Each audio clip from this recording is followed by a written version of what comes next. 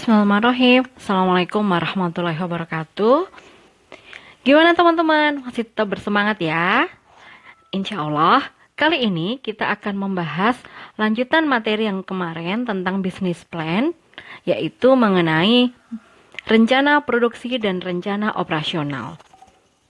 Setelah sebelumnya kita membahas tentang adanya ide bisnis, kalau kita sudah memiliki ide bisnis yang itu merupakan bagian dari gambaran usaha, ya, yang di gambaran usaha itu ada apa saja?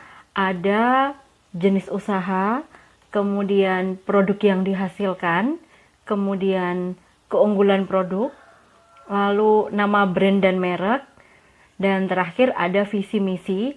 Jadi harapannya sih ketika teman-teman menyaksikan video ini, teman-teman sudah punya gambaran usaha yang mencakup 5 hal tadi, ya.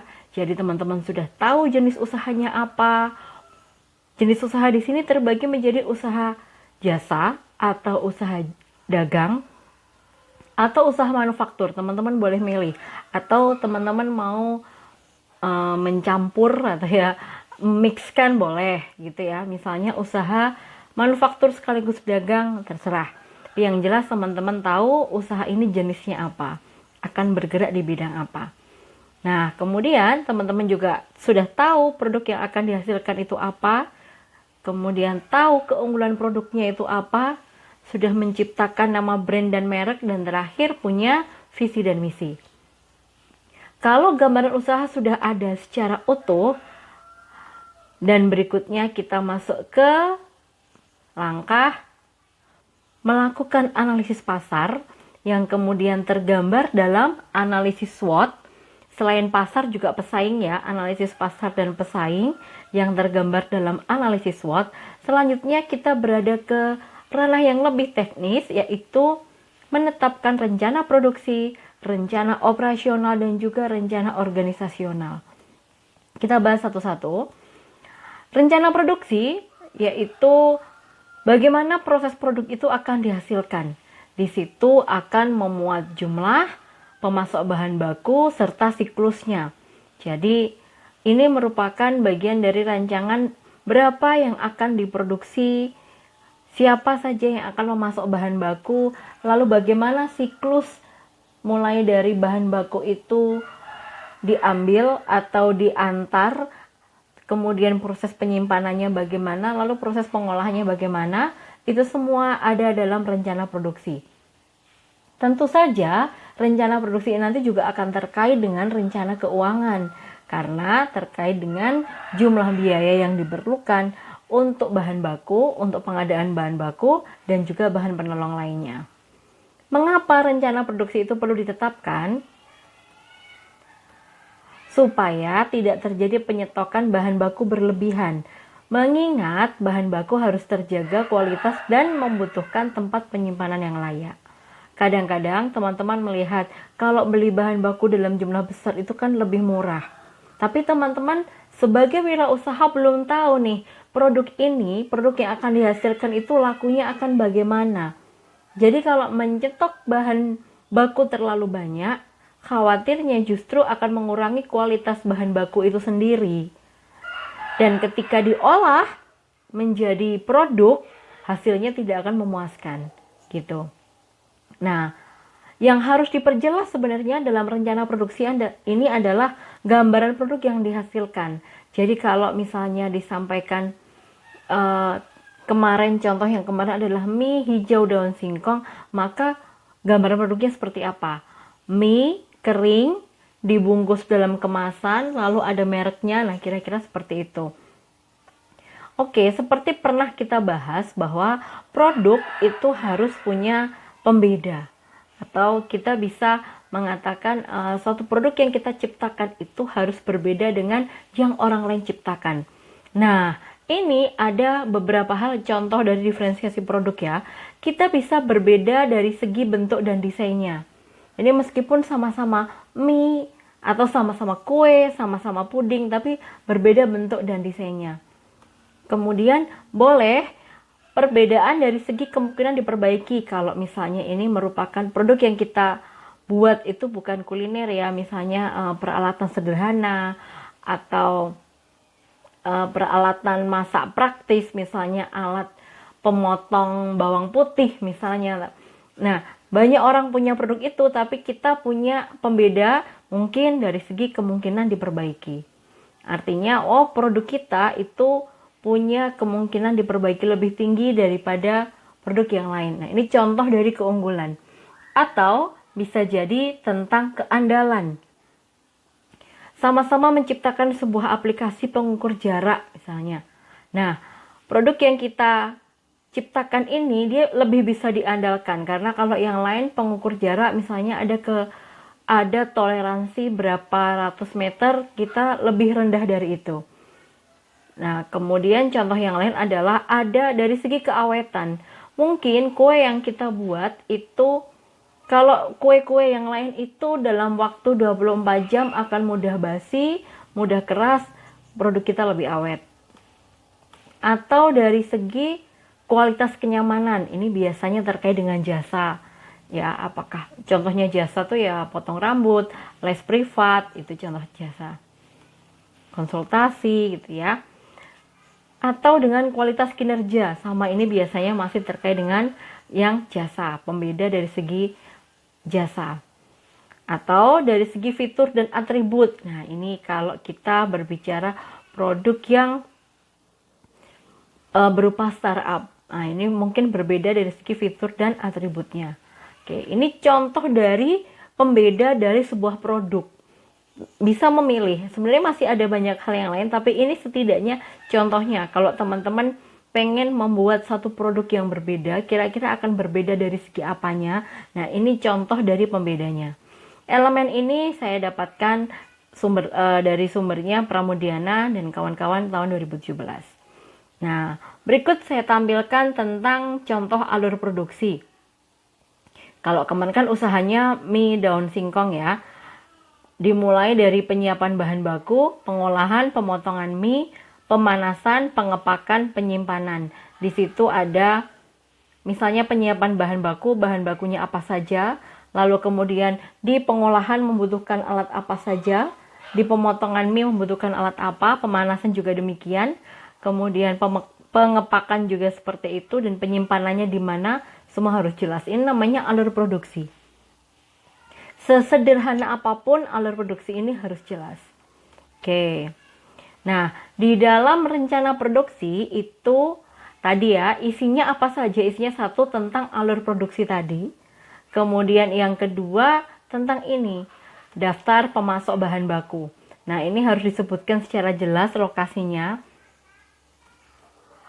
Jika memang ada kontaknya boleh dicantumkan, dan sebaiknya memang supplier itu lebih dari satu.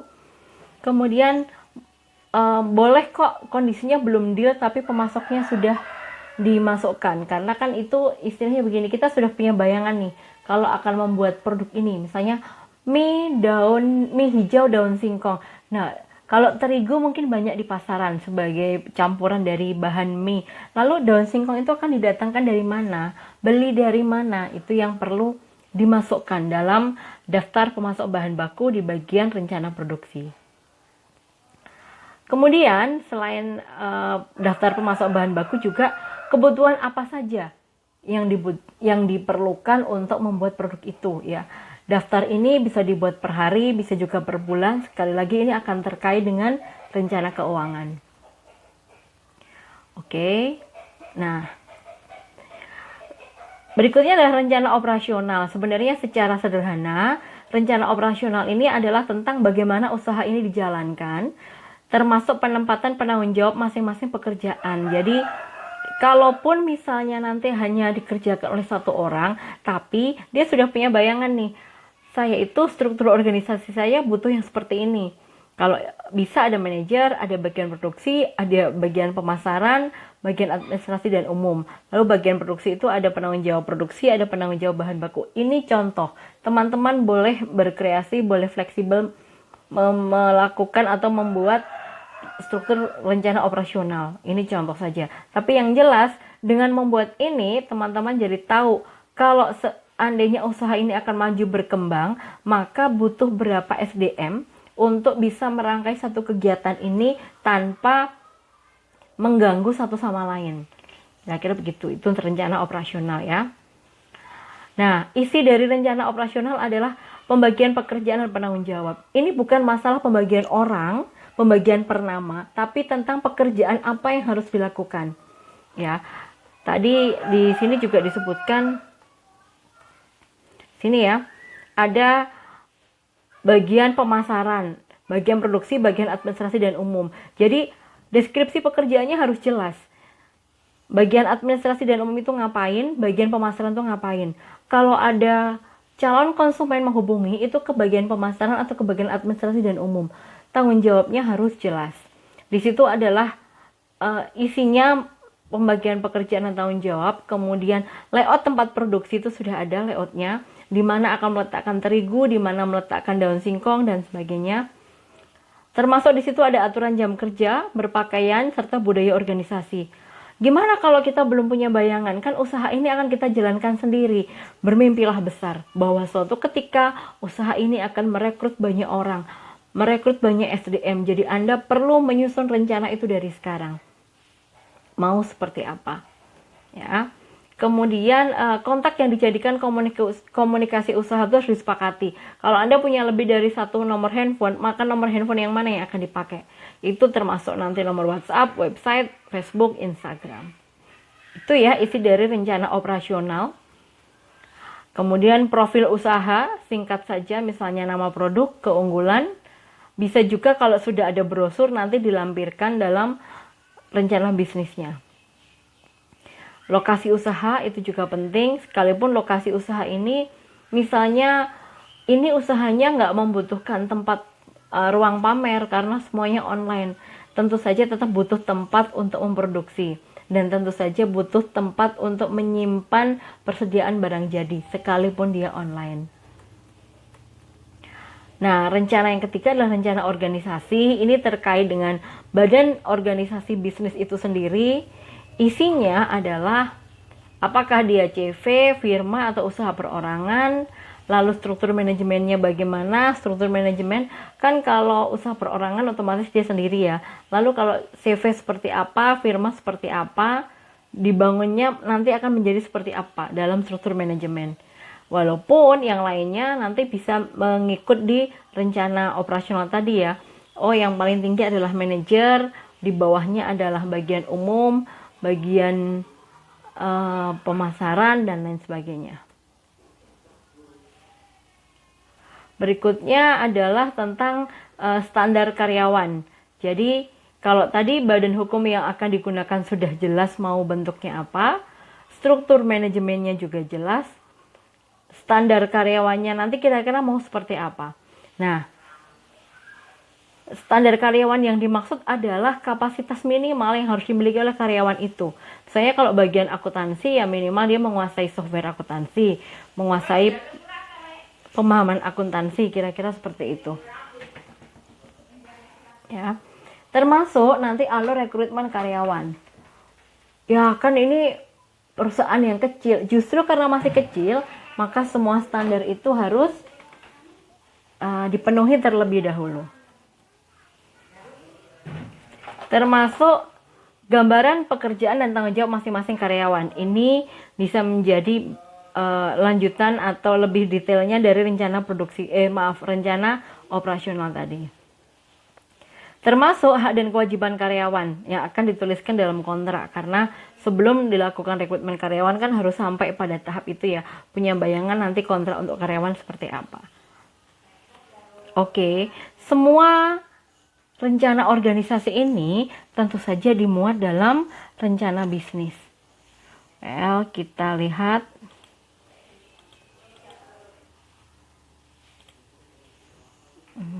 Kita lihat. Mohon maaf, ini agak pelan-pelan. Ya.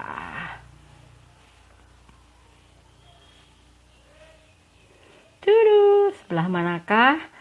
Oh, maaf.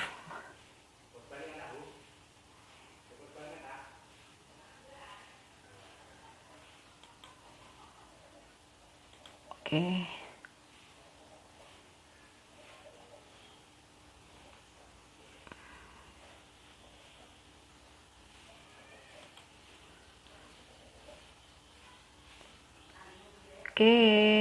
where is? Ya, lanjut. Oh ya, ini akhirnya ketemu setelah analisis pasar dan pesaing. Ini ya, ini adalah pasar pesaing, ya ini adalah rencana produksi. Ini rencana operasional, dan yang terakhir adalah rencana organisasi. Nanti sesi terakhirnya adalah rencana keuangan. Oke teman-teman, mungkin seperti itu ya penjelasan saya tentang rencana produksi, rencana operasional, dan rencana organisasi. Mudah-mudahan bermanfaat. Kalau masih ada yang bingung, ada yang perlu didiskusikan, bisa tinggalkan di kolom komentar. Terima kasih. Assalamualaikum warahmatullahi wabarakatuh.